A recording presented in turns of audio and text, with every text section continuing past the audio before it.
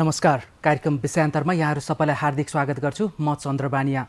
दर्शकवृन्द, पछिल्लो समय घटनाक्रमहरू विकसित भइरहेका छन्। पछिल्ला चर्चित घटनाक्रमहरूले अहिले समाज तातिरहेको छ। यो घटनाक्रमहरूलाई लिएर सरसर्ती हेर्दा समाज फेरि ध्रुवीकृत हुने अवस्था देखिएको छ। राजनैतिक दलहरू पनि ध्रुवीकृत हुने अहिले अवस्था बढिरहेको छ। चाहे प्रधानमन्त्री पुष्पकमल दाहाल प्रचण्डको भारत भ्रमणको विषयलाई लिएर होस्, या त्यहाँ भएको सम्झौतालाई लिएर होस्, या गणतन्त्र दिवस मनाइरहँदा आम माफी दिएको घटनाक्रमले होस्, या सरकारले ल्याएको बजेटको, या भुटानी शरणार्थी नक्कली प्रकरणमा पनि हरेक हिसाबले हेर्दाखेरि अहिले समाज फेरि राजनीतिक रूपमा ध्रुवीकृत हुन गइरहेको छ। यो कठिन अवस्था अब थप नआओस् भनेर सबैले कामना गरिरहँदा फेरि राष्ट्रपति रामचन्द्र पौडेलबाट नागरिकता विधेयक प्रमाणीकरण भएको विषयले पनि राजनीतिक रूपमा ध्रुवीकृत भइरहेको छ।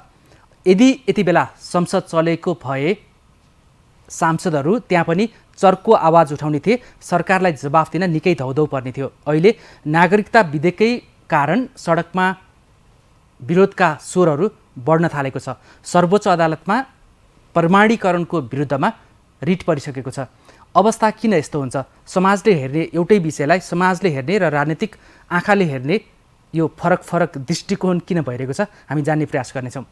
यो विषयमा हामीसँग आज दुई पार्टीका दुई युवा नेता हुनुहुन्छ। हामीले तराईबाट नागरिकता विधेयकलाई हेर्ने दृष्टिकोण र पहाडबाट नागरिकता विधेयकलाई हेर्ने दृष्टिकोणको बारेमा पनि हामी जान्ने प्रयास गर्नेछौँ। नागरिकता विधेयकलाई लिएर खास गरी यो हामीले समाजमा चलिरहेको अवस्थालाई हेर्न सक्छौँ। टोपी लाउनेहरूले, खास गरी दौरा सुरुवाल र टोपी लाउनेहरूले नागरिकता विधेयक चाहिँ अलिकति लुजमा आयो, यो कडाइ भएन, यो आयातित नागरिकहरूलाई नागरिकता दिने गरी आयो भनिरहेका छन्। भन्दाखेरि धोती लाउने या तराईवासीहरूले भने, मधेसकाहरूले भने यो ढिलो भयो, यो पहिल्यै आउनु पर्थ्यो, धेरै नागरिकहरू नेपालीहरू अनागरिक भएको अवस्थामा यो ढिलै आएको छ, स्वागत योग्य छ पनि भनिरहेका छन्। हामी यिनै दुई युवा नेता, तराई र पहाडको प्रतिनिधित्व गर्ने, समग्रमा राष्ट्रिय राजनीतिमै क्रियाशील भएका दुई युवा नेताहरूको हामी धारणा बुझ्ने प्रयास गर्नेछौँ र सरकारलाई थोरै भए पनि काहीँ सुझाव जाने र दबाब जाने ढङ्गले हामी विश्लेषण गर्ने प्रयास गरेका छौँ। यहाँ दुवैजनालाई स्वागत छ कार्यक्रममा। धन्यवाद। आराम हुनुहुन्छ? ठिकै छु। म सबभन्दा पहिला डाक्टर सुरेन्द्र झाबाट सानो विचार लिन चाहन्छु। अहिले सन्दर्भ प्रधानमन्त्रीको भारत भ्रमणकै सवालमा छ, होइन? त्यो भारत भ्रमणको विषय र त्यहाँ भएको सम्झौतालाई लिएर प्रधानमन्त्री स्वयंले चाहिँ यो ऐतिहासिक भएको र उपलब्धिमूलक भएको, सोचेको भन्दा बढी भएको भनेर भनिरहनु भएको छ। यहाँलाई सरस्वती त्यो सम्झौतामा भएका विषयहरूको पुरै कन्टेन्ट नआए पनि अहिले मिडियामा जे आइरहेछ त्यो हेर्दा के यो ऐतिहासिक र धेरै उपलब्धिमूलक नै देखिन्छ? अब अहिलेको जुन परिवेश छ त्यसमा के देखिन्छ भने हाम्रो छिमेकी मुलुक भारत चाहिँ विश्वको शक्ति राष्ट्रहरूमध्येको एउटा हो र विश्वको चाहिँ ध्यान आकृष्ट चाहिँ भारततिर भइराखेको छ। प्रधानमन्त्री नरेन्द्र मोदीको कार्यतालिका साह्रै व्यस्तता चाहिँ देखिन्छ। त्यहाँ अन्तर्राष्ट्रिय स्तरमै धेरै राष्ट्र प्रमुखहरू चाहिँ भारत आउने, उहाँ आफै पनि अब उहाँको वेटिङ भिजिट चाहिँ अमेरिकाको लागि चाहिँ तयारीमा हुनुहुन्छ। उहाँ अस्ति भर्खर उहाँ अस्ट्रेलिया गएर आउनुभयो। यस्तो विशेष र विषम परिस्थितिमा नेपालको प्रधानमन्त्री कार्यकारी प्रमुख सम्मान्य प्रचण्डजीले भारत भ्रमण गर्न पाउने अथवा चाहिँ त्यो तालिका तय भयो, त्यो आफैमा पनि एउटा गुड जेस्चरको रूपमा चाहिँ हामीले लिनुपर्छ। अब जहाँसम्म प्रधानमन्त्री त्यहाँ गइसकेपछि हाम्रो सरकारको प्रमुख, देशको प्रमुखको हिसाबले तयारी जुन ढङ्गले गरेर उहाँले जानु पर्दथ्यो, त्यसमा चाहिँ नै ऐतिहासिक भिजिट त यो एक सन्दर्भमा भयो। के सन्दर्भमा भन्दाखेरि समय अहिले एकदमै प्रतिकूल अवस्था छ। नेपालको आर्थिक अवस्था, अन्तर्राष्ट्रिय आर्थिक चाहिँ क्षेत्रहरू तपाईँको एउटा चाहिँ डिप्लेसनमा गइराखेको अवस्थामा त्यत्रो ठुलो लोकतान्त्रिक मुलुकको चाहिँ एउटा शक्तिशाली मुलुकको चाहिँ छिमेकी भएको नाताले प्राथमिकतामा पर्नु भन्ने हिसाबले ऐतिहासिक हो। तर त्यहाँ जुन किसिमको सन्धि सम्झौताहरू भएको छ त्यसमा चाहिँ नि एउटा धेरै राम्रो पक्ष के छ भने आउने 10 वर्षसम्ममा 10,000 मेगावाट बिजुली चाहिँ भारतले खरिद्ने, किनिदिने र भारतकै चाहिँ ट्रान्समिसन लाइनबाट चाहिँ हामी भुटान सरकार के भन्छ बङ्गलादेश सरकारलाई चाहिँ हामीले 50 मेगावाटको बिजुली चाहिँ हामी निर्यात गर्न पाउने किसिमको जुन यो सम्झौता छ, साँच्चै के हेर्ने हो भने ऊर्जा क्षेत्रमा यो ऐतिहासिक उपलब्धिको रूपमा मैले यसलाई लिएको छु। तर अन्य विषयहरू छ, जस्तै हामीलाई एउटा इकोनोमिक इन्जेक्टरको रूपमा मैले भारत भ्रमणभन्दा अगाडि पनि, प्रधानमन्त्रीको भ्रमणभन्दा अगाडि पनि धेरै ठाउँमा मैले बोलेको अन्तर्वार्ता दिएको लेखेको विषय के हो भने नेपाल अहिले आर्थिक रूपले चाहिँ नै अलि चाहिँ नि तपाईँको चाहिँ नै यो डिक्रिजिङ अवस्थामा छ। आर्थिक क्षेत्र राम्रो गरिराखेको छैन, राजस्व सङ्कलन कम भइराखेको छ, जीडीपी ग्रोथ रेट चाहिँ नै हाम्रो एकदमै ऐतिहासिक रूपले नै न्यून भएको अवस्था छ। इभन जनयुद्ध कालमा पनि यति कम आर्थिक वृद्धि दर हाम्रो थिएन, इन्फ्लेसन बढेको अवस्था हो। त्यस सन्दर्भमा मैले चाहिँ नि एउटा महत्त्वपूर्ण विषय मलाई के लागेको थियो भने धेरै ठुलो लगानी हुन त नेपाल सरकारले यो चाइनाको अनुदान हो भनेको छ, तर चाइना सरकार तत्कालीन चाहिँ नि राजदूतले चाहिँ के भन्नुभयो भने यो लोन हो भनेर भन्नुभएको छ। जुन पोखरा अन्तर्राष्ट्रिय विमानस्थल हामीले निर्माण गरेका छौँ, भैरवा अन्तर्राष्ट्रिय विमानस्थल जुन हामीले निर्माण गरेका छौँ, त्यो विमानस्थल निर्माण भइसकेपछि एक त त्यो निर्माण गर्दाखेरि पहिल्यै सोच्नु पर्थ्यो त्यसको अपरेसनल फिजिबिलिटीको सन्दर्भमा तत्कालीन सरकार चाहिँ चुकेको भन्ने देखिन्छ। तर अहिलेको वर्तमान सरकारले भारत भ्रमणमा जाँदाखेरि एउटा अत्यन्तै महत्त्वपूर्ण विषय के हुन सक्नु पर्दथ्यो भने भैरवा विमानस्थलको र पोखरा अन्तर्राष्ट्रिय विमानस्थलको दुईटैको सञ्चालनमा भारत सरकारसँग हामीले यथेष्टगिरी कार्य गरेर यो हाम्रो पक्षमा हुने काम हो भनेर चाहिँ नै फ्लाइट सेड्युलिङदेखि लिएर यो अन्तर्राष्ट्रिय एयरलाइन्सहरू भारत हुँदै नेपालमा कसरी आउन सकिन्छ अथवा भारतकै चाहिँ नै थुप्रै एयरलाइन्सहरू छ, तिनीहरूसँग चाहिँ बिजनेस डिल चाहिँ हामीले गर्न सक्नु पर्दथ्यो। त्यहाँनिर अलिकति हामी चुकेको देखिन्छ। अर्को एउटा चाहिँ नि महत्त्वपूर्ण विषय के देखिन्छ भने नेपालमा बोलिआएको अथवा चाहिँ नि विगत 5 वर्षदेखि हामीले उठाएको एउटा महत्त्वपूर्ण विषय के हो भने हाम्रो राष्ट्रिय सिमानाको सन्दर्भमा मच अवेटेड र तपाईँको मच स्पोकन इस्यु भनेको चाहिँ यो लिपु लेक लिम्पियाधुराको विषय, सुस्ताको विषय, यो विषयहरूमा चाहिँ नि हाम्रो सरकार प्रमुखको हिसाबले प्रधानमन्त्रीको बडी ल्याङ्ग्वेज, प्रधानमन्त्रीले त्यहाँ प्रस्तुतिकरण गर्दाखेरि जुन जुन जुन स्पिरिटमा त्यो विषय उठ्नु पर्दथ्यो त्यो चाहिँ बाहिर आएको छैन। अब त्यो हेर्दाखेरि अब सामान्य प्रधानमन्त्रीजी नेपाल फर्केर आइसकेपछि हाम्रो देशलाई सम्बोधन गर्नुहोला, त्यसपछि अब 1-to-1 वार्तामा पनि उहाँले धेरै कुरा गर्नुभएको होला, भनिराख्नु भएको छ उहाँले कि 3 पटक मेरो चाहिँ नि अलग अलग समयमा 25 मिनट, 15 मिनट, 10 मिनट गरिकन भारतको सामान्य प्रधानमन्त्री नरेन्द्र मोदीजीसँग मेरो 1-to-1 वार्ता हुँदाखेरि चाहिँ नि यो अलिकति एउटा सहज ट्र्याकमा गएको भनेर चाहिँ उहाँले भनिराख्नु भएको छ र धेरै विषय भएको छ जुन म अहिले यहाँ बोल्दिनँ, समय आएपछि बोल्छु भन्नुभएको छ। त्यसैले हामीले के एउटा अपेक्षा गरौँ भने सामान्य प्रधानमन्त्री आइसकेपछि उहाँले के लिएर आउनुहुन्छ भन्ने कुरा चाहिँ अझ हेर्नै बाँकी छ। तर बडी ल्याङ्ग्वेजको हिसाबले एउटा मलाई के देखिएको भने हाम्रै पत्रकार साथीहरू जाँदाखेरि चाहिँ हाम्रो भारतमा रहेको नेपाली राजदूतावास त्यहाँ महामहिम राजदूतजीले जुन कोअर्डिनेसनको कामहरू थियो त्यो त्यति राम्रो भएन कि भन्ने देखिन्छ। म फेरि आउँछु। राप्रपाका सहमहामन्त्री धनबहादुर बुढालाई पनि म यही प्रश्न, समग्रतामा प्रधानमन्त्री प्रचण्डको भारत भ्रमणको उपलब्धि या कमजोरीमा जहाँ सरले जे भन्नुभयो त्यही नै हो या राप्रपाको हेर्ने दृष्टिकोण र विश्लेषण चाहिँ फरक छ? सबैभन्दा पहिला यो लोकप्रिय मिडियामा यहाँले आमन्त्रण गरेर मेरो आफ्नो र पार्टीको विचार राख्ने मौका प्रदान गर्नुभएकोमा यहाँलाई धन्यवाद व्यक्त गर्न चाहन्छु। प्रधानमन्त्रीको भारत भ्रमणको सन्दर्भमा यथेष्ट गृह कार्य नभएको पाइयो र विशेष गरी नेपालको हितमा भन्दा, नेपालको स्वार्थमा भन्दा भारतले आफ्नो स्वार्थमा तयारी अवस्थामा जे एजेन्डाहरू राखेको थियो त्यसमा चाहिँ हाम्रो प्रधानमन्त्रीले चाहिँ सही गरेर आएको जस्तो देखिन्छ। बाहिर यसलाई चाहिँ प्रचारात्मक ढङ्गले धेरै ठुलो उपलब्धि हो भनेर भन्नका लागि भनिए तापनि तर चाहिँ हाम्रो आफ्नो आन्तरिक स्वार्थ, देशको स्वार्थ, राष्ट्रको स्वार्थ भन्दा पनि भारतले चाहेको एजेन्डाहरू जे थियो त्यो एजेन्डामा चाहिँ हाम्रो प्रधानमन्त्री बगेको र त्यसमा चाहिँ नै हिँडेको जस्तो कुन चाहिँमा त्यस्तो देखिन्छ? कुन चाहिँमा जस्तो भारतले जे एजेन्डा राख्यो त्यसमै झट्ट हेर्दाखेरि चाहिँ जलविद्युतको क्षेत्रमा चाहिँ 10 वर्षमा 10,000 मेगावाट चाहिँ विद्युत खरिद गर्ने भनेर भनेको छ। त्यसभित्रको कन्टेन्ट के हो त्यो कुरा त हामीलाई अहिले थाहा छैन नि त। त्यसको भित्र विषयवस्तु के हो त्यो त नेपाली जनताले थाहा पाउनुपर्ने विषयवस्तु हो नि। त्यो कुरा चाहिँ भ्रमणभन्दा अगाडि पनि जानकारी गर्नुपर्ने कुरा हो, त्यो सामान्य कुरा होइन। 10,000 मेगावाट विद्युत खरिदको कुरा चाहिँ त्यसैले गर्दाखेरि अब यस्तो कुराहरूको गहन छलफल अध्ययन र यहाँभित्रमा पनि एउटा चाहिँ देशभित्रमा पनि छलफल बहस गरेर ठोस एउटा एजेन्डा तय गरेर अनि भ्रमण अगाडि बढाउँदाखेरि अनि आफ्नो देशको हितमा स्ट्यान्ड गर्न प्रधानमन्त्रीलाई पनि बल प्रदान हुन्थ्यो चाहिँ, शक्ति मिल्थ्यो चाहिँ, जनताले पनि साथ दिन्थ्यो चाहिँ, यो ठिक हो यो गर्नुपर्छ भन्थ्यो। त्यसको दबाबमा चाहिँ भारतले त्यो सहमति पनि जनाउनु पर्ने थियो। तर भित्र के छ अब हामीलाई थाहा छैन, डिटेलमा अलि पछि थाहा पाउँला चाहिँ, तर अहिले त्यस्तो लागिरहेको छ। त्यो भयो भने अर्को चाहिँ अब यही जलविद्युतकै कुरा गर्दाखेरि 669 मेगावाटको तल्लो अरुण जलविद्युत आयोजना भारतीय कम्पनी सतलजलाई दिने र अर्को यहाँ त कर्णालीकै प्रतिनिधित्व गर्नुहुन्छ होइन, यो कर्णाली फुर्कोट हाइड्रो पावर प्रोजेक्ट पनि भारतलाई नै सुम्पिने, अब अरू चाँदनी दोधारामा एकीकृत जाँच चौकी बनाउने, सुनौली भैरवा इन्टिग्रेटेड चेकपोस्ट शिलान्यास गर्ने लगायतका त अरू छन् होइन। यो फुकोट कर्णाली हाइड्रो पावर चाहिँ भारतलाई दिने सवालमा यहाँ कर्णालीबाटै राजनीति गर्नुहुन्छ, पार्टीमा केन्द्रीय सहमन्त्री हुनुहुन्छ, यसलाई चाहिँ कसरी हेर्नुहुन्छ?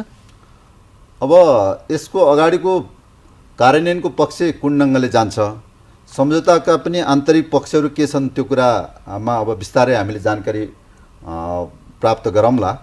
र अब अहिले चाहिँ जुन प्रारम्भमा 51% सेयर भारतलाई दिने, भारतको चाहिँ विद्युत उत्पादन कम्पनी 51% सेयर चाहिँ उसलाई दिने र अब बाँकी सेयर चाहिँ नेपालभित्र चाहिँ अब विभिन्न चाहिँ क्षेत्रलाई यो डिभाइड गर्ने भन्ने कुरा छ। अब यही नै कुरा के चाहिँ 51% सेयर किन दिनु परेको होला, 51 भन्दा कम भए पनि त हुन्थ्यो होला होइन।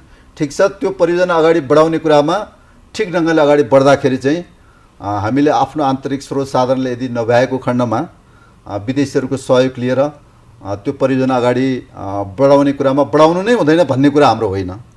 तर के पनि कुरा थियो भने अलि पहिला केही समय अगाडि हाम्रो पार्टी अध्यक्ष राजेन्द्र लिङ्गदेनज्यू जलस्रोत ऊर्जा तथा सिँचाइ मन्त्री र उप प्रधानमन्त्री भएको बेलामा उहाँले चाहिँ नेपालीहरूको आफ्नै सेयरबाट चाहिँ नै यी आयोजनाहरू बनाउन सकिन्छ भनेर उहाँले यो कुरा राख्नु भएको थियो चाहिँ। नेपालभित्रै यी परियोजना बनाउने पैसा छ भनेपछि 51% भारतलाई नदेख्यो हुन्थ्यो, नेपालीहरूलाई नै सेयर बेचेर त्यो कर्णालीको फुकोट त्यो गर्न पनि सकिन्थ्यो। चाहिँ यो तर त्यो कुरामा नै अब त्यो गर्नै हुँदैन थियो भन्ने कुरामा हामी पनि भन्न चाहन्नौँ, किनभने कति हाम्रो आन्तरिक हितमा छ त्यो कुरालाई ध्यानमा राख्नु। यो गर्दैको पनि हुन्थ्यो, यो गर्दैको पनि हुन्थ्यो भन्ने भन्दा पनि राष्ट्रियताको हितमा के छ भन्ने कुरा मैले भने नि त 51% सेयर नदिएको भए पनि त हुन्थ्यो भन्ने कुरा।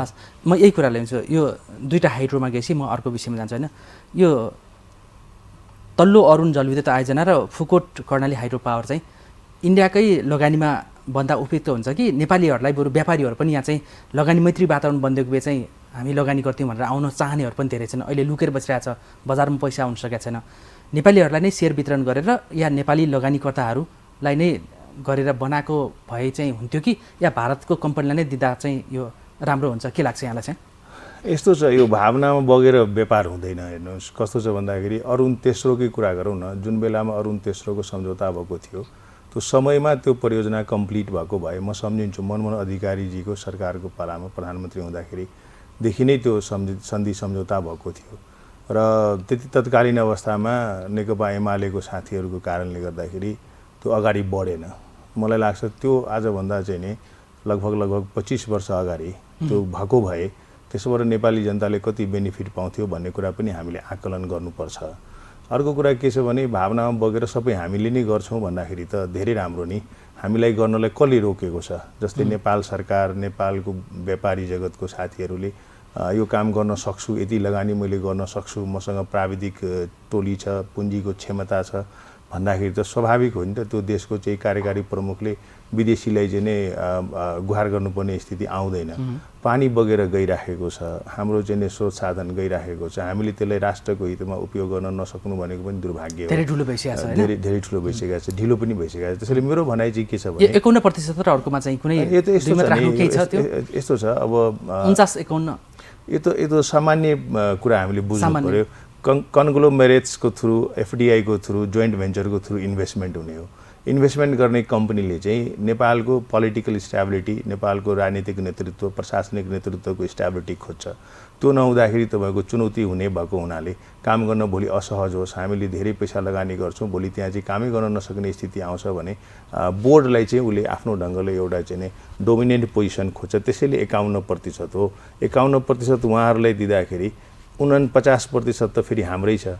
त्यो हेर्दाखेरि निर्णय प्रक्रियामा चाहिँ बाधक नहोस् भनेर मात्रै 51% गरेको हो। त्यसमा आपत्ति जनाउनु त्यसमा त्यति ठुलो विषय भएन यो, र यो सम्झौता चाहिँ नि साँच्चीकै हिस्टोरिकल सम्झौता हो। तर कार्यान्वयन हुन्छ कि हुँदैन भन्नेमा चाहिँ एक्ज्याक्टली हो। मैले यो प्रश्नको सम्झौता अपेक्षा त गरेको भयो थिएँ। हुन्छ। मैले उहाँ सहमन्त्रीज्यूलाई पनि मैले चाहिँ त्यहाँनिर ध्यान आकृष्ट के गराउन चाहेको भने सन्धि सम्झौता थुप्रै गर्छौँ हामी। हाम्रो देशको राष्ट्र प्रमुखको हैसियतले चाहे छिमेकी मुलुक भारतको भ्रमण होस् अथवा चाइनाको भ्रमण होस्, कन्ट्राडिक्टरी हामीले चाहिँ नि व्यापार सन्धिहरूको चाहिँ नि सम्झौताहरूमा चाहिँ हामी हस्ताक्षर गर्छौँ। हस्ताक्षर गरेर आउँछौँ, फर्केर आएपछि हामी फेरि बिर्सिन्छौँ, मसी नसोक्दै अर्को मुलुकमा जान्छौँ, त्यहाँ पनि एउटा हस्ताक्षर गर्छौँ। र कार्यान्वयनको पक्ष त धेरै फितलो छ नि। थुप्रै परियोजना छ भारत सरकारको लगानीमा चाहिँ नि कम्प्लिट हुनुपर्ने, चाइना सरकारको लगानीमा कम्प्लिट हुनुपर्ने, अरू चाहिँ नि एडिबी युएसएआइडी तपाईँको चाहिँ एडिबीको उसमा चाहिँ समयमा कम्प्लिट हुनुपर्ने, तर कम्प्लिट भइराखेको छैन नि। तपाईँको जस्तै भन्नुहोस् न, अहिले नै तपाईँको चाहिँ नि त्यो मेचीदेखि महाकालीको चाहिँ नि राष्ट्रिय राजमार्गलाई तपाईँको चाहिँ 4 लेनमा रूपान्तरण गर्ने भन्ने कुरा छ। कञ्चनपुरदेखि कमलासम्मको ठेक्का लागिसक्यो। ठेक्का लाग्दाखेरि एउटा कम्पनीले लिएन, यति ट्याक्टफुली भरेको छ कि त्यही देशको अर्को कम्पनीले पाएको छ, पैसा एडिबीको छ, त्यहाँ मान्छेले सामान सप्लाई गरेको छ। सामान सप्लाई गर्दाखेरि त्यो गिट्टी बालुवा ग्राभल माटो ट्रक त्यहाँ टिपर त्यहाँ प्रयोग गर्दाखेरि पैसा निर्णयलाई आन्दोलन गर्नु परेको छ भन्दाखेरि त यो त लजास्पद विषय हो नि त। एडिबी जस्तो सम्मानित संस्थाको पैसा चाइनाको एउटा कम्पनी अब त्यहाँ चाहिँ टेन्डर पाएको छ काम गर्दाखेरि चाहिँ आफूले सप्लाई गरेको तपाईँको ग्राभल माटो बालुवा, म अस्ति भर्खर जिल्ला गएर आएँ, त्यहाँ चाहिँ 200 जनाभन्दा बढी तपाईँको चाहिँ भेन्डरहरू जसले त्यहाँ सामान सप्लाई गरेको छ, तिनीहरू चाहिँ तपाईँको आन्दोलन गर्नु परेको छ, पैसा दिन सकेको छैन त्यो कम्पनीले। कार्यान्वयनमा चुनौती म एउटा त्यही भ्रमणकै सिलसिलामा लास्ट प्रश्न यहाँलाई चाहिँ, जुन केही पक्ष राम्रा छन् तर कार्यान्वयनमा चाहिँ चुनौती छ भन्नेमा आयो होइन। नेपालको तर्फबाट गएको प्रधानमन्त्रीको नेतृत्वमा गएको अर्का 3 मन्त्री सहितको जम्बो प्रतिनिधिमण्डल त्यहाँ गयो होइन भारत भ्रमणमा। त्यो वार्ताको टेबुललाई हेर्दाखेरि प्रधानमन्त्री त ठिकै छ 1 to 1 होइन, सानो र ठुलो देशको भए पनि आखिर त प्रधानमन्त्री भएन। यता सचिव र सहसचिव स्तरका र राजदूत पनि बसेका छन्, हाम्रातिरबाट चाहिँ मन्त्रीहरू र प्रधानमन्त्रीहरू पनि बसेका छन् होइन। यो भ्रमणको सिटिङमा वार्तामा बस्ने त्यो तौर तरिकाहरू त्यो सम्मानजनक हैसियतमा छ?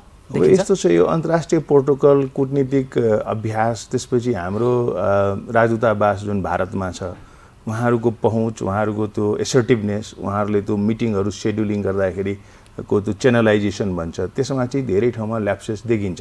जस्तै अब भनौँ न तपाईँको चाहिँ एयरपोर्टबाट सम्मान्य प्रधानमन्त्रीजी होटल जाँदै गर्दाखेरि बिच बाटोमा तपाईँको हाइवेमा एउटा चाहिँ गलैँचा ओछ्याएर त्यहाँ नाच्ने नर्तकीलाई चाहिँ नाच्न लगाएको छ।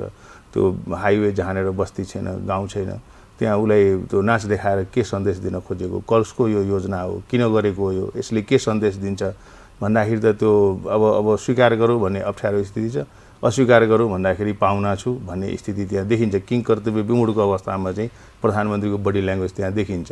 त्यसपछि तपाईँको अर्को बैठक तपाईँले याद गर्नुभएको होला, यतातिर अजित डोभालजी बसिराख्नु भएको छ, अर्कोतिर त्यहाँ भारतको विदेश सचिवजी बसिराख्नु भएको छ, हाम्रो प्रधानमन्त्रीजी छोरीसहित बसिराख्नु भएको छ। छोरी बसेकोमा मेरो आपत्ति होइन, तर उहाँले पनि आफ्नो देशको चाहिँ पराष्ट्र सचिवलाई चाहिँ त्यहाँ राख्नु पर्दथ्यो। त्यसले के हुन्छ भने उहाँलाई नै एसर्टिभनेस हुन्छ, उहाँकै नै स्ट्रेङ्थ बढ्छ, ग्राभिटी बढ्छ।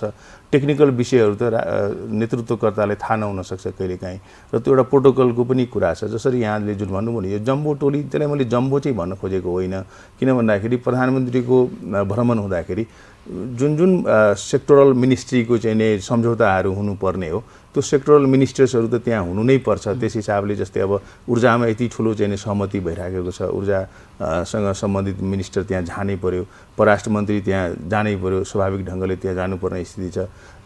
त्यो हिसाबले अब अर्थमन्त्रीजी पनि त्यहाँ जानुभएको छ। त्यसमा मेरो आपत्ति होइन। आपत्ति कहाँनिर छ भने यो चाहिँ सेक्टोरल मिनिस्टर्सहरू त्यहाँ जाँदाखेरि उहाँहरू आफ्नो काउन्टर पार्टसँग पो वार्ता संवाद गर्ने हो त। आफ्नो मिनिस्टरसँग रिलेटेड, मिनिस्ट्रीसँग रिलेटेड जुन डेलिभरेसन्स स्टेटको प्रमुखको लेभलमा भइसकेपछि त्यसको कार्यान्वयनको चाहिँ टक पोलिसी र प्रोग्राम्स लेभलमा चाहिँ उहाँहरू काउन्टर पार्टसँग डायलग गरेको भए अझ सम्मानित हुन्थ्यो, अझ राम्रो हुन्थ्यो। तर त्यो चाहिँ त्यहाँ देखिँदैन। तपाईँले भने जस्तै एकातिर चाहिँ नि सचिवजीहरू चाहिँ डोमिनेट गरिराख्नु भएको छ, आफ्नो चाहिँ प्राइम मिनिस्टरलाई असिस्ट गरिराख्नु भएको छ। हाम्रोतिर तपाईँको प्राइम मिनिस्टरजी हुनुहुन्छ, त्यसपछि तपाईँको राजनीतिक नेतृत्वको चाहिँ त्यहाँ मान्छे राखेको छ। त्यसले के देखिन्छ भने प्राविधिक रूपले हाम्रो गृह कार्य अलि चुकेको छौँ। हाम्रो एजेन्डादेखि प्रस्तुतिसम्म एजेन्डा भएको भए त मैले भने नि काउन्टर पार्टसँग वार्ता संवाद हुन्थ्यो नि त, उहाँहरूको पहिल्यै फिक्स गर्नु पर्यो नि त। हाम्रो अर्थमन्त्रीले उहाँको अर्थमन्त्रीसँग बातचित गर्नु पर्यो, हाम्रो परराष्ट्र मन्त्रीले उहाँको परराष्ट्र मन्त्रीसँग गर्नु पर्यो, यहाँको ऊर्जा मन्त्रीले त्यहाँको ऊर्जा मन्त्रीसँग गर्नु पर्यो, यहाँको इन्फ्रास्ट्रक्चर डेभलपमेन्ट मिनिस्टरले चाहिँ त्यहाँको इन्फ्रास्ट्रक्चर डेभलपमेन्ट, अनि पोस्ट सेक्टोरल लेभलमा डायलग हुँदाखेरि केही नयाँ सम्भावनाहरू हुन्थ्यो, त्यो चाहिँ ल्याप्सेस देखिन्छ। म फेरि जोडिन्छु, राप्रपाले चाहिँ यसलाई कसरी नोटिस गर्यो प्रधानमन्त्रीको भारत भ्रमणलाई? मूलत अब यो भ्रमणको अब सबै पक्षहरूको बारेमा राम्रोसँग जानकारी भइसकेपछि नै त्यसको गहन अध्ययन गरेर मात्रै दृष्टिकोण बनाउनु राम्रो हुन्छ। तर अब प्रारम्भिक रूपमा अघि तपाईँले उठान गर्नुभएको जस्तै यति धेरै जम्बो चाहिँ टोली लिएर भ्रमण जानु त्यो राम्रो कुराहरू पक्कै पनि होइन, किनभने भ्रमणलाई फलदायी बनाउनका लागि त चुस्त दुरुस्त सानो टिम एक्सपर्टिजहरूको टिम लिएर त्यसले चाहिँ वर्कआउट गरेर ठिक ढङ्गले अगाडि बढ्न उपयुक्त हुन्थ्यो। ती दृष्टिकोणले गर्दाखेरि चाहिँ हामी कमजोर देखिराखेका छौँ र अहिले बाहिर मिडिया पनि आइराखेको छ। हाम्रो प्रधानमन्त्रीको भ्रमणमा चाहिँ त्यहाँको राज्य मन्त्रीले रिसिभ गर्नुभयो, त्यो कति मर्यादित र सुहाउँदो पक्ष हो। बङ्गलादेशको प्रधानमन्त्री जाँदाखेरि भारतका प्रधानमन्त्री नै एयरपोर्टमै पुगेको पनि रहेछ, पुगेको हामीले देख्न पाइराखेका छौँ। त भन्दाखेरि यसबाट चाहिँ हाम्रो देश सानो होला, भूगोल सानो होला, जनसङ्ख्या कम होला, तर एउटा चाहिँ सार्वभौमसत्ता सम्पन्न राष्ट्र हो र त्यो देशको प्रधानमन्त्री कमजोर ढङ्गले उपस्थित हुनु भनेको चाहिँ देशको शिर निहुरिनु हो, नेपाली जनताको शिर निहुरिनु हो। त्यो शिर निहुरिने काम चाहिँ गर्न दिनु हुँदैन र त्यस्तो काम गर्न हुँदैन भन्ने पक्षमा चाहिँ हामी स्पष्ट ढङ्गले कुरा राख्न चाहन्छौँ, ताकि भविष्यमा पनि यस्ता खालका चाहिँ यो ढङ्गको गल्तीहरू नदोहोरी हुन्छ भन्ने सुझाव राख्न चाहन्छु। डाक्टर सुरेन्द्र, यहाँले धेरै नोटिस गर्नुभएको छ होइन, यहाँलाई त भारतीय नेताहरूको सबै नाम पनि थाहा छ, पदीय जिम्मेवारी पनि थाहा छ, त्यसकारण कम्पेयर गरेर यहाँले राम्रै त्यो नोटिस गर्नुभएको छ, अहिले हामीलाई जानकारी दिनुभयो होइन। प्रधानमन्त्री प्रचण्डलाई चाहिँ भारत जानु अघि भारतीय पक्षबाट निकै दबाब थियो र निश्चित केही शर्तहरू पुरा नगरिकन भारत भ्रमणको सेड्युल नबन्ने अवस्था थियो र जानु एक दिन अगाडि र जाने दिनै केही नेपालतर्फबाट केही निर्णय गरेपछि मात्रै भारतले आमन्त्रण गरेको पूर्व शर्त भनेर अहिले काहीँ विश्लेषण हुन थालेको छ। यहाँलाई त्यस्तो लाग्छ या लाग्दैन? मलाई त्यस्तो लाग्दैन। एउटा त के छ भने सम्मान्य प्रधानमन्त्रीजीको अब नर्मल एउटा सामान्य प्रोटोकल के छ भने प्रधानमन्त्री भइसकेपछि पहिलो भ्रमण चाहिँ भारतबाट चाहिँ हाम्रो सरकार प्रमुखहरूले गरिराख्ने चलन छ। हुन त अब यसको चाहिँ सब्स्टान्सियल रूपले भन्नुहुन्छ भने यसको चलन र प्रथाहरूलाई चाहिँ निरन्तरता दिनुपर्छ, आवश्यक छैन। मैले कहाँनिर जोड्दैछु भने यसको विपरीत प्रचण्डजी नै पहिलोपटक प्रधानमन्त्री हुँदाखेरि पहिले चाइना भ्रमण गरेर भारत फर्किनु भएको पनि इतिहास छ, दर्ज भइसक्यो, जुन यहाँले चलन छ, उहाँले नै गर्नुभएको। त्यसैले मेरो भनाइ चाहिँ के छ भने भारतसँगको हाम्रो सम्बन्ध मैत्री सम्बन्ध छ, पिपुल टु पिपुलको सम्बन्ध हो, हरेक हिसाबले भनिने कुरा छ, हामीले हरेक हिसाबले कनेक्टेड छौँ र ठुलो एउटा खुला सिमाना हामी जोडिएको मुलुक भएको हुनाले भारतसँग हाम्रो त्यस्तो कुनै इनेमिटी ढङ्गको चाहिँ सम्बन्ध नभएको खण्डमा भारत भ्रमणमा जानुपर्छ, जाँदाखेरि ठिकै हुन्छ भनेर अपेक्षा राख्नु पनि पूर्व शर्त चाहिँ थियो या थिएन जस्तो लाग्छ? पूर्व शर्त त्यस्तो शर्त अनुसारले प्रधानमन्त्रीले केही गर्नुभएको छ जस्तो चाहिँ देखिँदैन उहाँको। म केही कुराहरू राख्छु है, म छोटो ब्रेक लिन्छु, त्यसपछि म यो विषयमा फेरि प्रवेश गर्छु।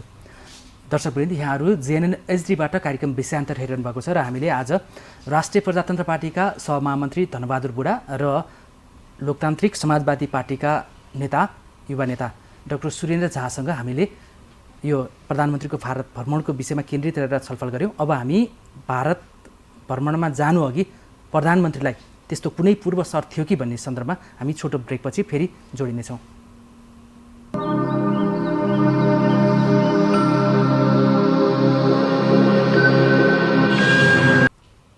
यो छोटो विश्रामपछि जेएनएन एचडीबाट प्रसारित कार्यक्रम विषयान्तरमा यहाँहरूलाई पुनः स्वागत छ। हामी आज तराईले हेर्ने दृष्टिकोण र पहाडले हेर्ने दृष्टिकोण किन फरक भन्ने सन्दर्भमा पनि हामी नागरिकता विधेयकलाई लिएर चर्चा गर्नेछौँ। अहिले हामी यो ब्रेक अगाडि भारतमा प्रधानमन्त्री प्रचण्डको भ्रमणको सिलसिलामा कुराकानी गरिरहेकोले थोरै त्यसमा टुङ्गाएपछि हामी यो विषयमा फेरि प्रवेश गर्नेछौँ। यहाँलाई पुनः स्वागत छ। धन्यवाद। धन्यवाद बुढाज्यू, अघि मैले उहाँलाई प्रधानमन्त्रीको भारत भ्रमण पूर्व प्रधानमन्त्रीलाई विशेष शर्त थियो या बाध्यता थियो कि भन्ने एउटा प्रश्न राखेँ। त्यसमा चाहिँ मैले यो नागरिकता विधेयक प्रमाणीकरणको विषयलाई जोड्न चाहन्छु। त्यति अगाडिसम्म चाहिँ धेरै अगाडिसम्म यो नागरिकता विधेयक प्रमाणीकरण गर्ने या नगर्ने या पुनः संसदले लाने या नलाने भन्ने कुराहरूमा थियो होइन। एकाएक प्रधानमन्त्री भारत भ्रमणमा जाने दिनै राष्ट्रपतिबाट यो बहुचर्चित र बहुविवादित नागरिकता विधेयकलाई प्रमाणीकरण भएको छ। राप्रपाको मूल्याङ्कन यसमा के छ? प्रधानमन्त्रीलाई दक्षिणी छिमेकीबाट ठुलो प्रेसर थियो नागरिकता विधेयक प्रमाणीकरण गरेर मात्रै भ्रमणमा आउन भनेर भन्नेमा। अब यो जुन ढङ्गले अगाडि आएको छ त्यो ढङ्गले अगाडि आएको देख्दा चाहिँ त्यस्तो केही पनि थिएन भनेर भन्न सकिँदैन। किन भन्नुहुन्छ भने पूर्व राष्ट्रपति विद्यादेवी भण्डारीको पालामा समेत यो अस्वीकृत गरेर प्रमाणीकरण गर्न अस्वीकृत गरेर संसदमा पुनः पठाइएको थियो। अहिले त फेरि संसदमै नलगिकन मन्त्री परिषदले निर्णय गरेर सिधै प्रमाणीकरणको लागि चाहिँ राष्ट्रपतिकोमा पठाइयो र राष्ट्रपतिले प्रमाणीकरण गर्नुभयो भने संसदको बाटो नै बन्द गरेर जानुपर्ने काम किन परेछ। र फेरि प्रधानमन्त्रीको भारत भ्रमणको ठ्याक्कै पूर्व सन्ध्यामा नै यो प्रमाणीकरण गरेर उहाँले भारत प्रस्थान गर्नुभयो। त्यसैले गर्दा यो संयोग मात्र होइन चाहिँ भन्ने हामीलाई लाग्छ। यो अत्यन्त गम्भीर विषय हो। यस्तो गम्भीर विषयमा यसरी चाहिँ सुनियोजित रूपमा गरेर अगाडि बढेको हो भन्ने हामीलाई लाग्छ। चाहिँ यो विधेयकमा भारतको इन्ट्रेस्ट या सुनियोजित भन्ने केले सङ्केत गर्छ? भारतको इन्ट्रेस्ट नेपालको नागरिकता विधेयकको विषयमा निकै धेरै लामो समयसम्म नेपालमा चर्चा परिचर्चा छलफल बहस भइराखेको विषय हो। यसमा भारतले रुचि राखेको विषय हो र अब यसमा चाहिँ अहिले जुन ढङ्गले विधेयक आएको छ यसबाट त भोलि के देखिन्छ भने कुनै बेलामा नेपालमा नेपाली अल्पमतमा गैर नेपाली बहुमतमा हुन सक्ने त्यो खतरा टटकारो देखिन्छ। कहाँनिर देखिन्छ? विधेयकको कुन चाहिँ अहिले विधेयकको बुदाहरूमा चाहिँ जस्तो सुरुमा पहिला आएको चाहिँ कुनै अब भारतीय चेलीले नेपाली पुरुषसँग बिहे गर्यो भने त्यसको लगत्तै बिहे गरेको लगत्तै उसले नागरिकता पाउने प्रावधान छ। जुन कुरा अन्य देशमा पनि प्रचलनमा छैन। भारतमा पनि विवाह गरिसकेको 7 वर्षपछि मात्र नागरिकता प्राप्त हुन्छ। स्वयं आफ्नो देशमा 7 वर्ष पछाडि नागरिकता प्राप्त हुने, तर नेपालमा बिहे गरेको लगत्तै नागरिकता प्राप्त गर्नुपर्ने। अर्को बाबु खुलेको छैन तर कुनै महिलाले चाहिँ बच्चा जन्माइन्, नेपालमा जन्माइन् भने उसलाई नेपाली नागरिकता चाहिँ प्रदान गरिने। त्यति मात्र होइन, बाबु र आमा दुइटै खुलेको छैन, कुनै सङ्घ संस्थाले अनाथालयले कसैले यहाँ बच्चा हुर्काइराखेको छ, पढाइ लेखाइ गरिराखेको छ, त्यसको बाबुको हो आमाको त्यो पनि थाहा छैन, कुनै जानकारी छैन। अब कुनै ठाउँमा उसले उद्धार गरेर यहाँ उसको संरक्षण गरिराखेको होला कुनै सङ्घ संस्थाले, त्यसले पनि नागरिकता पाउने। नेपालमा जन्मेको छ, हुर्केको छ, ऊ त नेपाली नागरिकता हो नि, ऊ अनाथालयमा हुर्क्यो भन्दैमा नेपालको नागरिकता नपाउने छैन नि। बाबु कहाँ हो, हिस्ट्री छैन भन्दैमा, आमा कहाँ हो के पनि थाहा छैन। जोबाट त्यसको चाहिँ त्यस्तो आँकडाबाट त भोलि चाहिँ अब त्यस्तो सङ्ख्याहरू बढ्दै जाला रहेछ। अनि बढ्दै गएर चाहिँ बढ्दै गएर अनि उनीहरूलाई हामीले नागरिकता दिँदै जाने हो भने चाहिँ के हुन्छ चाहिँ नेपालमा चाहिँ नेपालीको सङ्ख्याभन्दा गैर नेपालीहरूको सङ्ख्या बढी हुने खतरा निम्तिन सक्छ। यो एकछिन है कि सडकमा हुर्केका बढेका बालबालिकाहरू जो त्यो पुरुष र महिलाले गल्ती गरे र जन्मे, उनीहरूले उसलाई एक्सेप्ट गर्न सकेन, त्यसकारण सडकबाटै उनीहरूको बास भयो र उनीहरू हुर्किँदै आयो भने उनीहरू विदेशबाट आएका त हुँदैन, नेपालमै जन्मेका छन्, नेपालकै त्यो पुरुष र महिलाले गल्ती गरेर त्यो जन्म्यो भन्दैमा उसले हुर्केपछि उसको बाँच्न पाउने र आधार त खडा हुनु पर्यो नि, राज्यले नहेर्ने। त्यसको आवरणमा त्यही बुदाको आधारमा घुसपेट गरेर अनागरिकले नागरिक हुने प्रावधान चाहिँ को बाटो बनाउनु भएन। यसको मतलब चाहिँ कुन भाषा बोल्छ, यसको मतलब चाहिँ नै नेपालीहरूलाई नागरिकता पाउने चिजबाट नै बन्देज गर्नुपर्छ भन्ने हाम्रो आशय होइन। तर यो अवधारणाबाट यो छिद्रबाट चाहिँ नै छिरेर धेरै गैर नागरिकले नागरिकता हुने प्रबल खतरा छ। त्यो पक्षमा हामी संवेदनशील छौँ। त्यो महत्त्वपूर्ण विषय हो। सीमा मिचिँदा खतरा नदेख्ने राज्यलाई लिपुलेख लिम्पियाद्वारा र कालापानीको कुरा गरौँ या नवलपरासीको सुस्तामा होइन, अब सडक बालबालिकाले हुर्केपछि नागरिकता पाउने उमेर पुगेपछि या विदेशी चेली विदेशी महिला चाहिँ विवाह गरेर नेपाली पुरुषसँग विवाह गरेर ऊ नेपाली भएको त प्रमाण भइसकेको छ विवाह आफ्टर म्यारिड होइन, त्यसपछि चाहिँ फेरि दिनु हुँदैन भनेर किन वर्षमा बन्देज लगाएर नि? त्यो त जति सहज गर्न सक्यो त्यति सजिलो हुन्छ नि जीविकोपार्जनको लागि। होइन किन यति रूढिवादी, किन यति? होइन रूढिवादी भन्ने होइन, हामी के कुरामा सतर्क भएको कुरा मात्रै हो भने यो आवरणमा यो प्रावधानबाट भोलि चाहिँ घुसपेट भएर अनागरिक नागरिक हुने कुराबाट सचेत हुनुपर्छ भन्ने कुरामा हामीले जोड दिएका हौँ, न कि चाहिँ नेपाली नागरिकलाई अनागरिक बनाउने चाहिँ कुरामा हामीले यो कुराको विरोध गरेको चाहिँ होइन। म फेरि आउँछु। डाक्टर सुरेन्द्र, यहाँले निकै चासोका साथ हेर्नु भएको छ, तपाईँलाई धेरै हुटुटी छ। तपाईँहरू त सुरुदेखि नै यो नागरिकता विधेयक जति सक्दो छिटो आउनुपर्छ भनेको, अझ तपाईँहरूको पार्टीले त भनिरहनु भएको छ अझै सम्बोधन हुन सकेका छैन है भनेर। जब प्रमाणीकरण भयो तपाईँहरूले चाहिँ पार्टीले पनि विज्ञप्ति नै जारी गरेर यसको स्वागत गरेको छ, शीर्ष नेताहरू यहाँको पार्टीकोले पनि गरिरहनु भएको छ होइन। राप्रपाको नेताले जुन अभिमत दिनुभयो नि, विदेशी घुसपैठ र नेपालीहरूलाई अल्पमतमा पार्ने ढङ्गले यो विधेयक आएको छ र यसमा चाहिँ भारतको बढी इन्ट्रेस्ट देखिन्छ भनेको छ नि, यसमा तपाईँ सहमत हुनुहुन्छ?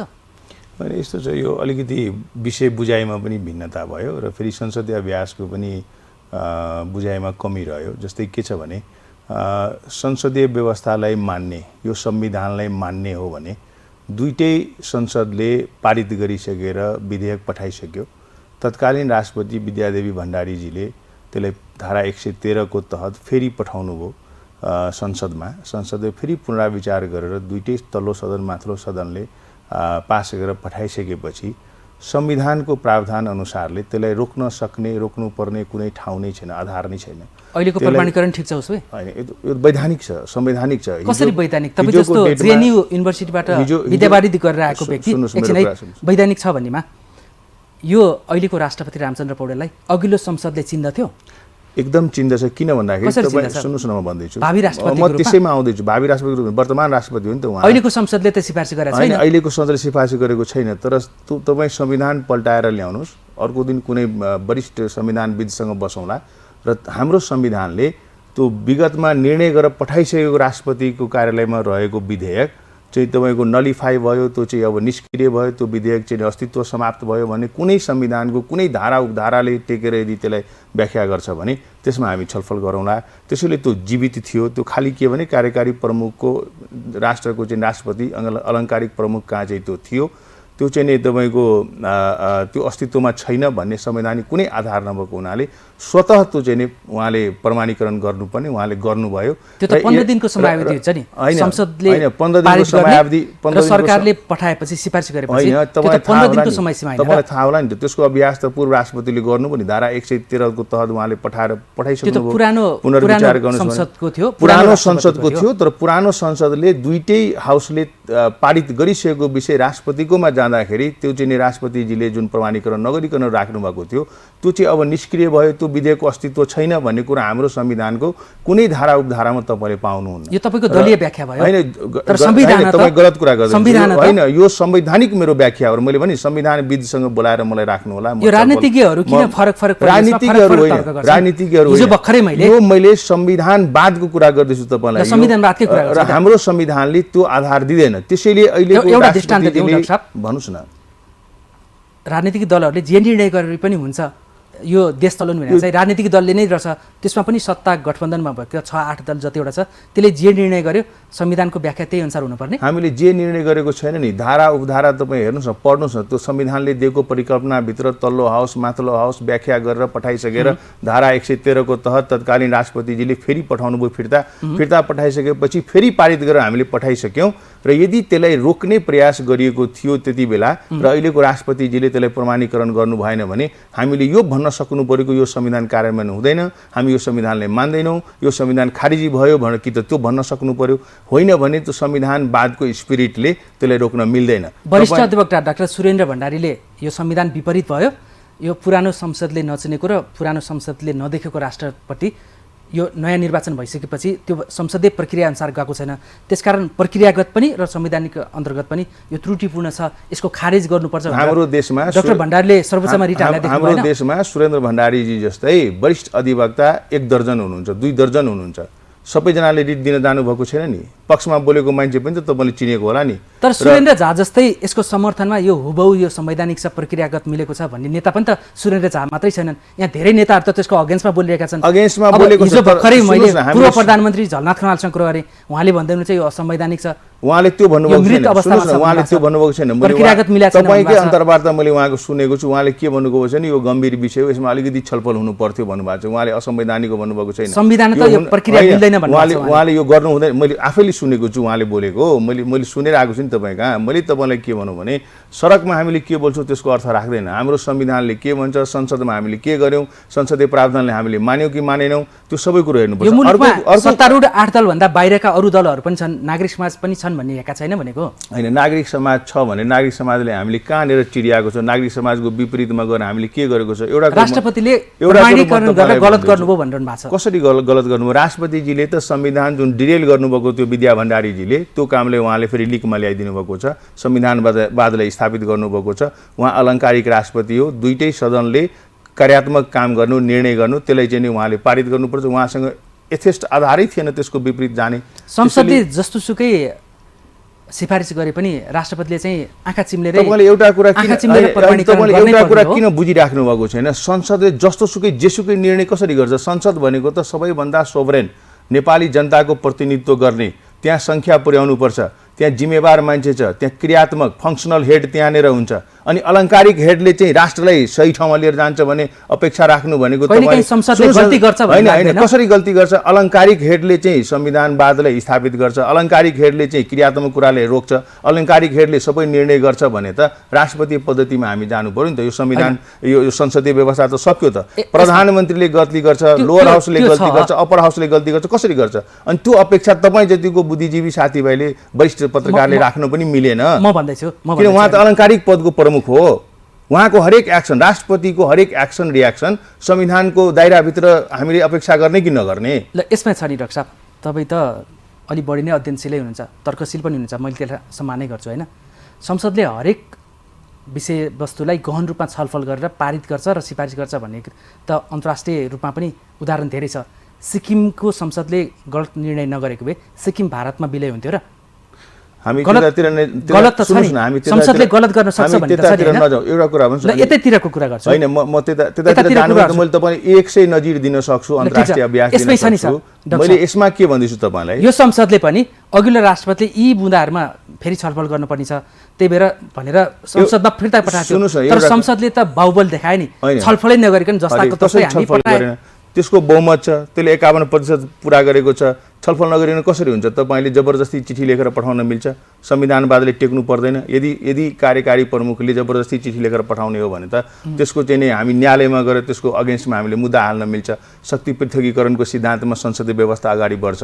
मैले एउटा मात्रै तपाईँलाई निवेदन, मुद्दा त परेको छ है फेरि, ठिक छ, स्वागत छ नि, त्यो त हामीलाई दिएको अधिकार त हामीले प्र्याक्टिस गर्नु पऱ्यो नि। त्यसको अगेन्स्टमा मैले बोलेँ, उहाँले किन मुद्दा हाल्नु भएको छ भने मैले बोलेको छु छैन नि। न्यायालयले हेर्ला नि त्यो वस्तुको चाहिँ नि गम्भीरता, राष्ट्रको हितमा, देशको हितमा, नागरिकको हितमा छ कि छैन। मैले खालि एउटा के मात्रै भन्दैछु भने यो राष्ट्रिय मुद्दालाई हामी जस्तो पार्टीले उठाइदिएको मात्रै हो, यो मधेसको समस्या होइन। यहाँ चाहिँ अलिकति गलत बुझाइ छ। म त अझ के भन्दैछु भने यहाँहरूलाई, यहाँहरूको मिडिया थ्रु आम नेपाली जनतालाई कि सदाको लागि नागरिकता समस्या चाहिँ समाधान भयो। अब नागरिकता दिने नाममा हामीले कुनै पनि राजनीति गर्नु हुँदैन। जे चिज हामीले पारित गरेको छौँ त्यसलाई अगाडि बढाउँ। अहिले तपाईँ एउटा हेर्नुहोस् त, अब नागरिकता समस्या रहँदैन, अब रहनै हुँदैन। कति नागरिकताको विषय उठाएर कति राजनीति गर्ने हामी? तर एउटा प्रश्न चाहिँ यसमा 1 मिनटमा भन्छु, हामी अपेक्षा गरौँ। म 1 मिनट भन्दैछु। यो प्रमाणीकरण भएको विधेयक चाहिँ कानुनको रूपमा कार्यान्वयनमा आएपछि अब यो समस्या नउठोस्, सदाको लागि स्टप गर्नु पर्यो। मैले भन्छु डोर क्लोज गरौँ। अब यो नागरिकताको छ नि, डोर कसरी क्लोज गर्ने भन्ने कुरामा छ नि। उहाँले एउटा गम्भीर विषय उठाउनु भयो नि, अरू विदेशीहरूको सवाल आफ्नो ठाउँमा छ। जहाँसम्म छिमेकी देश भारतको कुरा छ, हाम्रो खुला सिमाना छ।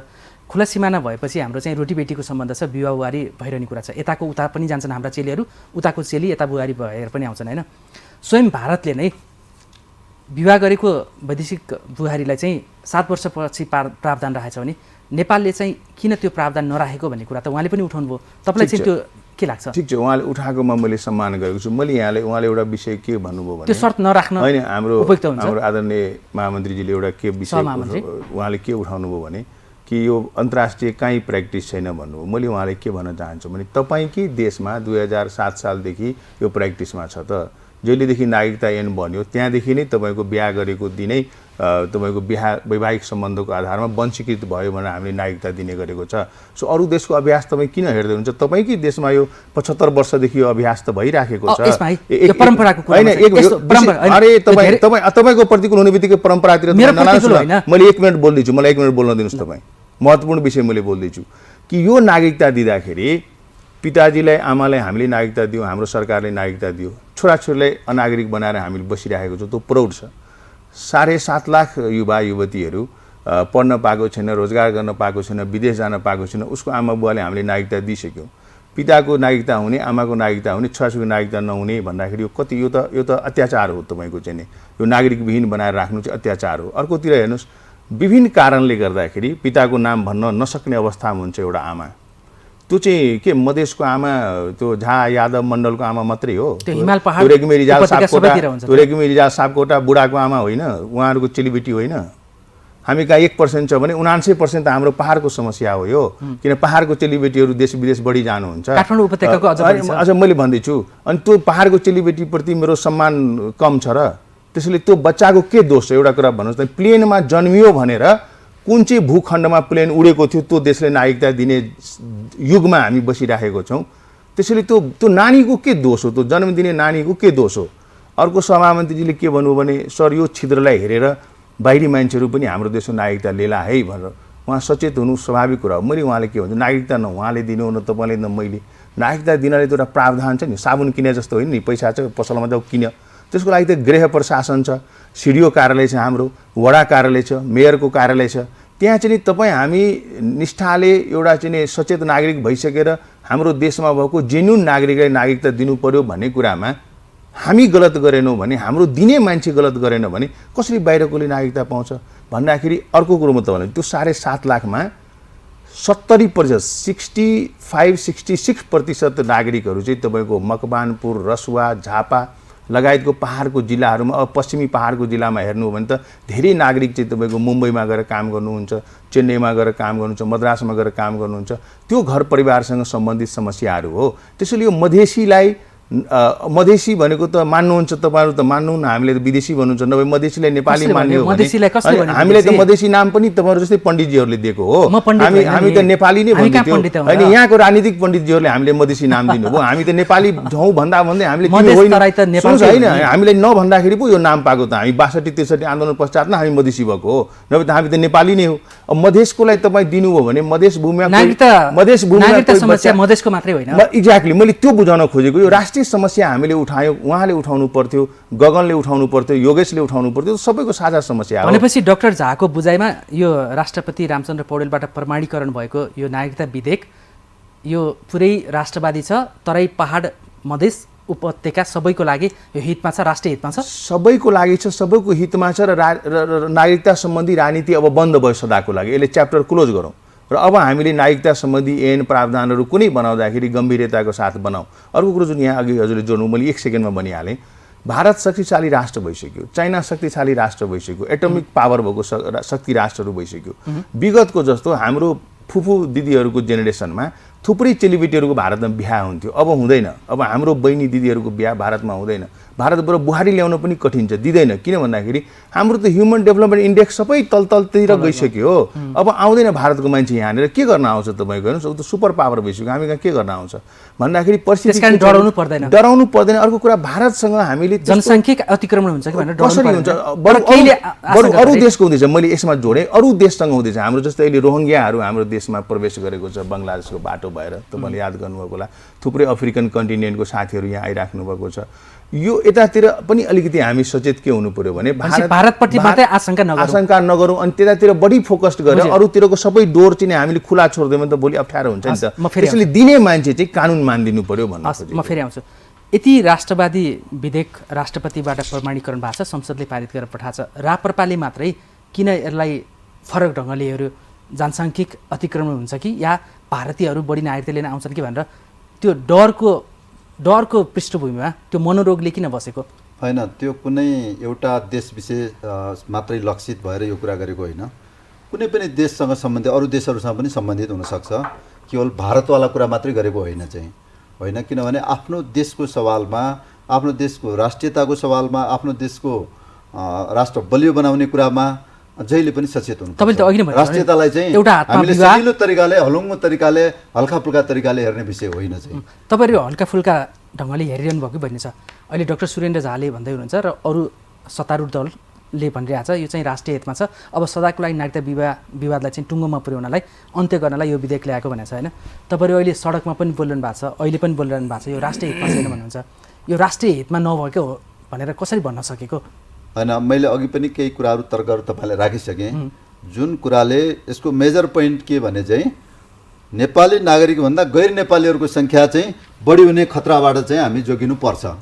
त्यो त प्रशासनिक प्रक्रिया छ नि, प्रशासनिक कहाँ? हाम्रो प्रशासन स्थानीय सरकार छ। 7वटा दलले सिफारिस गरेर नागरिक दिने प्रचलन भएन? 7 दलले सिफारिस गर्ने हाम्रो प्रशासनिक संयन्त्र चाहिँ नि त्यही होइन कुनै बेलामा? त्यसले कस्तो मान्छेलाई नागरिकता दिन्छन्? 7 दलले चाहिँ कुनै बेला त्यो पनि प्रचलनमा आयो नि त चाहिँ होइन। भन्दाखेरि चाहिँ यो कुराहरू चाहिँ गम्भीर रूपमा चाहिँ सचेत हुनुपर्ने विषय हो चाहिँ। अब भइहाल्यो हल्का फुल्का तरिकाले, यो सकिहाल्यो, यसलाई टुङ्गाइहालौँ, अब भइहाल्यो भन्ने विषय चाहिँ होइन नागरिकताको। अब यो विधेयक कार्यान्वयनमा आएपछि, कानुनको रूपमा कार्यान्वयनमा आएपछि अब चाहिँ अबका दिनहरूमा पनि फेरि नागरिकता सम्बन्धी समस्या रहँदैन भनेर डाक्टर झाले विश्वासका साथ भनिरहनु भएको छ होइन। अब तपाईँलाई चाहिँ के लाग्छ, अब हल हुन्छ? अब समस्याहरू चाहिँ अब हल हुन्छ कि समस्याहरू बढ्छ, त्यो कुरा प्रकारान्तरले बताउँदै जान्छ चाहिँ। हजुर ठिकै छ। अब छ नि हामी झिना मसिना यो सडकमा हुर्केका या पिता र माता जो बनेका छ उसले आफ्नो बालबालिकालाई सजिलै एक्सेप्ट नगर्दा देखिने समस्या पनि छ होइन। कतिपय चाहिँ अब सम्बन्ध विच्छेद हुँदाखेरिको पनि नागरिकताको समस्या देखिरहेको छ। यसले हल गरोस् भनेर हामीले कामना गरेका छौँ। कोही पनि अनागरिक नहुन् नेपाल भूमिमा जन्मेका र हुर्केकाहरू भन्ने नै छ होइन। यस्ता खुद्रा मसिना कुरामा गरिरहेका छौँ हामी सुशासनको लागि, भ्रष्टाचार अन्त्यको लागि भनेर चाहिँ।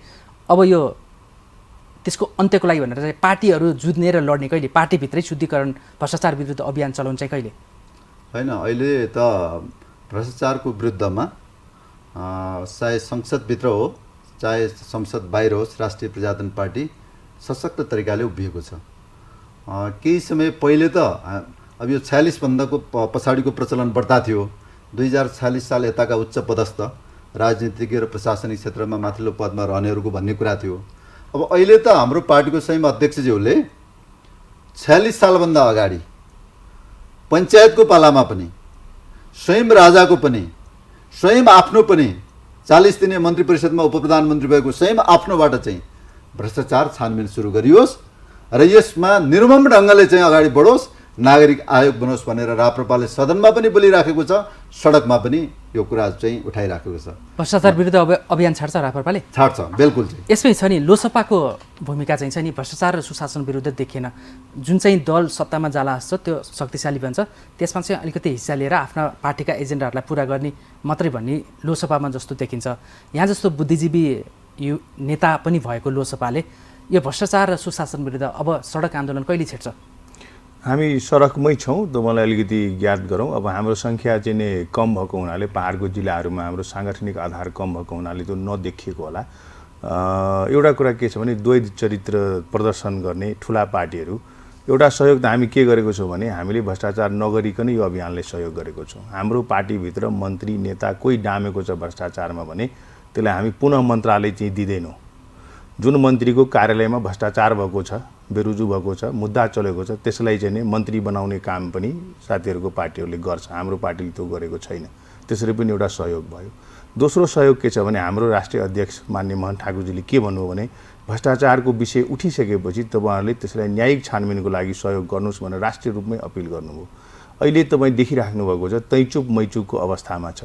ठुला पार्टीहरूभित्र चाहिँ भ्रष्टाचारमा नामै किटेर डामेर सचिवालयसम्म पैसा बुझाएँ, यति करोड उति करोड, सभापतिको श्रीमती, अध्यक्षको पिए, सचिवालय सदस्य, ठुला ठुला नेताहरूको नाम आयो, पूर्व गृहमन्त्रीदेखि लिएर अरूको नाम आयो। त्यहाँ देख्नुभयो कस्तो अवस्था आयो। अहिले ती पार्टीहरूभित्र सबै लगेर चाहिँ कहाँ बुझाए? राष्ट्रिय त्यो वकिलको कार्यालयमा बुझाइदियो। सबै शान्त भयो, लाग्छ खोला एकदम स्थिर भयो, पानी सङ्लो भयो भन्ने स्थिति छ। नक्कली भुटानी शरणार्थी होइन, नक्कली भुटानी शरणार्थी प्रकरणमा तपाईँलाई लाग्दैन त्यो चाहिँ बोलेर अडियो भिडियो बाहिर आइसकेर डामेको तिमी दोषी हो अपराधी हो भनिसकेको मान्छेले नाम किटानी जाहेरी तिथि मिति सहित मेसेज देखाइदिँदाखेरि त्यसलाई कमसेकम पुलिस कार्यालयमा ल्याएर सोध्नु पर्दैन थियो, पर्थ्यो नि त, कमसेकम त्यति केरकार त गर्नु पर्दथ्यो नि।